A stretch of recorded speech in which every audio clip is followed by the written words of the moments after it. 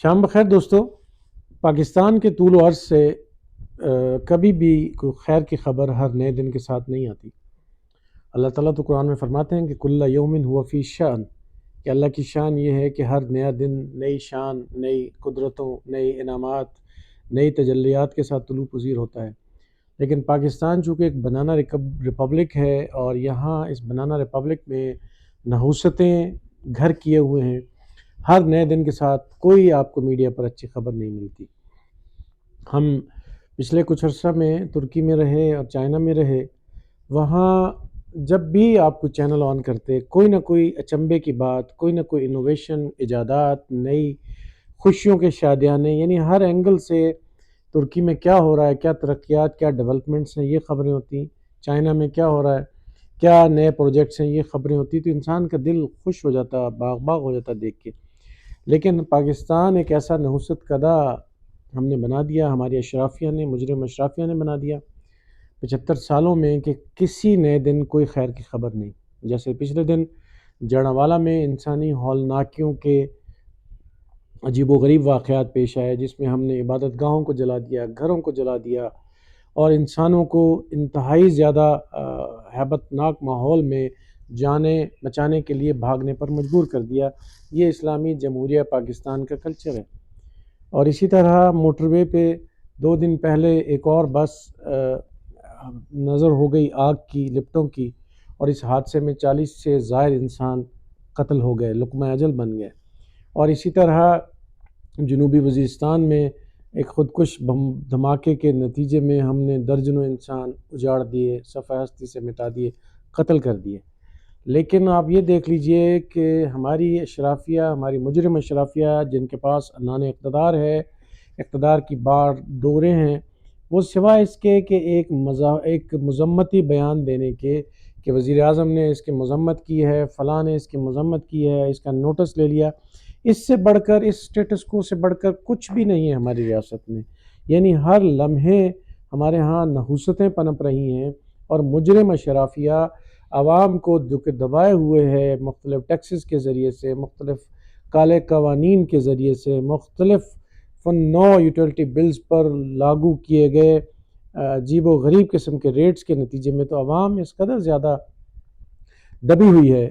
جیسے کہ سرمایہ دارانہ نظام کی بنیادی جو خاصیت ہے وہ بھی یہی ہے کہ انسانوں کو اس قدر زیادہ ٹیکسز کے ذریعے سے، قیمتوں کے ذریعے سے، خوف و ہراس کے ذریعے سے یہ رگ و مال بنا لو کہ نظام کے خلاف پھر وہ آنکھ نہ اٹھا سکیں، مزاحمت نہ کر سکیں۔ سردست ہمارا انتہائی مذمت اور قابل مذمت اور خوفناک اور دل کو دہلا دینے والا اور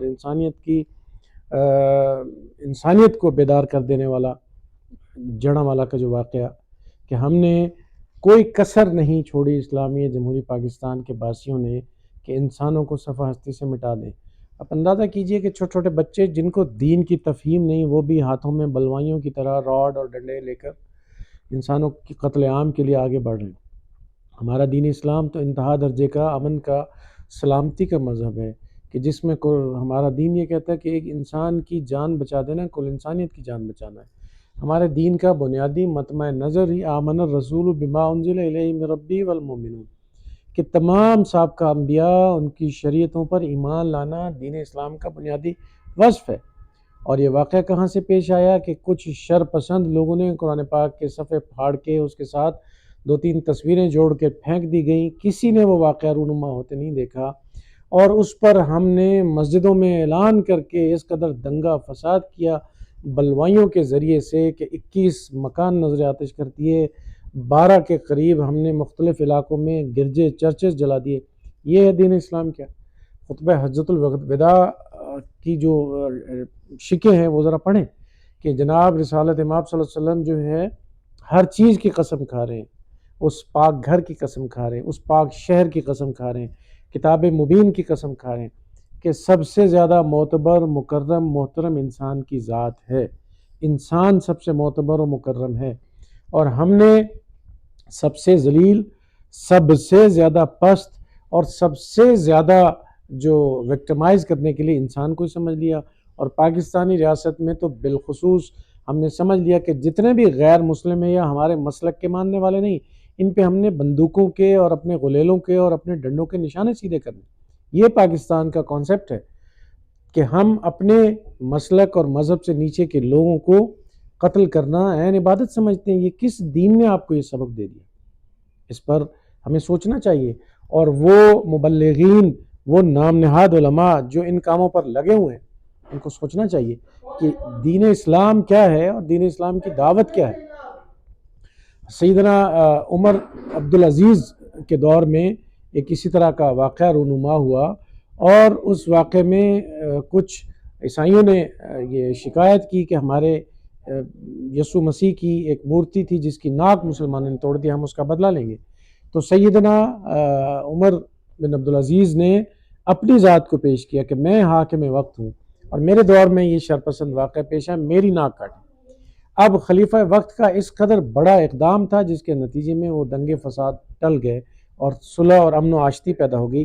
یہ ہے بنیادی طور پر دین اسلام جو حجۃ الوداع ہمیں بھرپور طور پر یہ بات سکھا رہا ہے. ہمارے ہاں ہمارے بہت سارے مبلغین خودکش تیار کرتے ہیں، ان کی ایسی ذہن سازی کرتے ہیں کہ یہ خودکش حملے کریں. اور حملے کہاں کروائے جا رہے ہیں؟ مسجدوں میں کروائے جا رہے ہیں.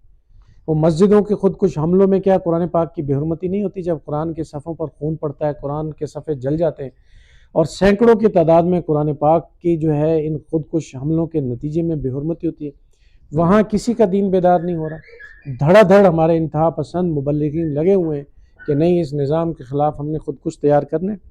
تو یہ بلوائیوں کا پاکستان، خودکش بمباروں کا پاکستان، جنونیوں کا پاکستان، وحشیوں کا پاکستان ہم نے دنیا میں خیر سے متعارف کرا دیا ہے.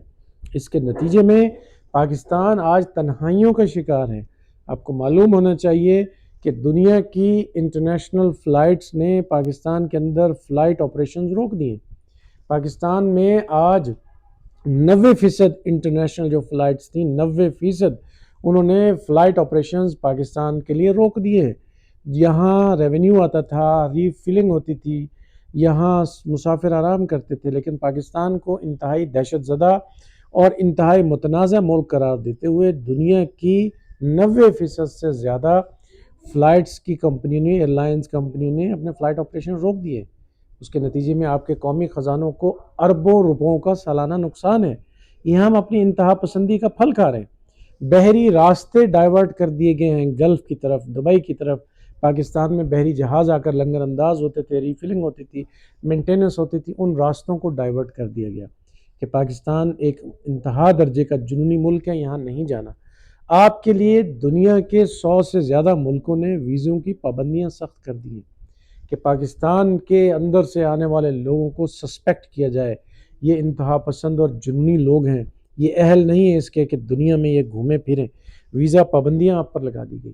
تو ایسے میں جب آپ کو انتہا پسند بنا کر دنیا میں ویران کر دیا گیا، دنیا میں آپ کے ساتھ تجارت کرنے کے لیے کوئی تیار نہیں، آپ کو قرضہ دینے کے لیے کوئی تیار نہیں، آپ کی ڈیولپمنٹ کرنے کے لیے کوئی تیار نہیں، اور اگر آپ کا کوئی خیر خواہ چین جیسا سی پیک کے ذریعے سے پاکستان کی تقدیر بدلنا چاہتا ہے تو یہاں کی مقتدرہ قوتیں، یہاں کی جنونی قوتیں اس کے راہ میں سب سے بڑی ڈٹرنس ہیں، سب سے بڑی رکاوٹ ہیں، اور نیوسنس کریٹ کر رہے ہیں تاکہ چائنا یہاں نہ آ سکے اور امریکہ کا ایجنڈا، امریکی مفادات پورے ہوں.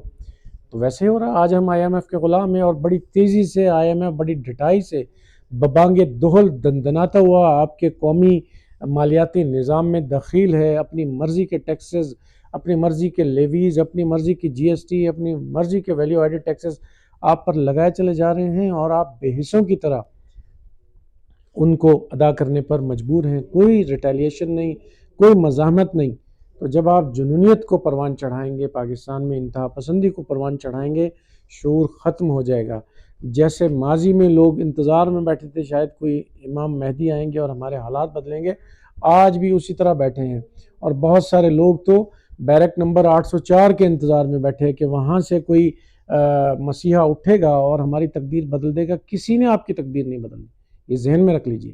پاکستان کی تمام مروجہ پارٹیاں الف سے لے کر یہ تک سیاسی نام سے آگے بڑھ رہی ہیں، مذہبی نام سے، سوائے اس کے کہ وہ آپ کو بے وقوف بنائیں، آپ کی لوٹ کھسوٹ کریں، IMF کے آپ کو بھرپور مطیع اور فرمانبردار بنائیں، کچھ اور نہیں ہوگا. اس بنانا ریپبلک میں بڑی تیزی سے IMF کا ایجنڈا پورا ہو رہا ہے. ہم سوئے رہیں، ہم جنونی بنے رہیں، ہم مشتعل رہیں، انسانوں کو ذلیل کرنا، قتل کرنا، بلوائی بننا ہم اپنا کرتویہ سمجھیں، ان پر چڑھ دوڑیں، تو یہ پاکستان جہنم کی طرف بڑی تیزی سے بڑھ رہا ہے اور آپ کا کاؤنٹ ڈاؤن شروع ہو چکا ہے۔ ان خطوط پر سوچا کریں اور پاکستان کی ترقی اور تبدیلی کے لیے کچھ فکر مند ہوں۔ بہت شکریہ۔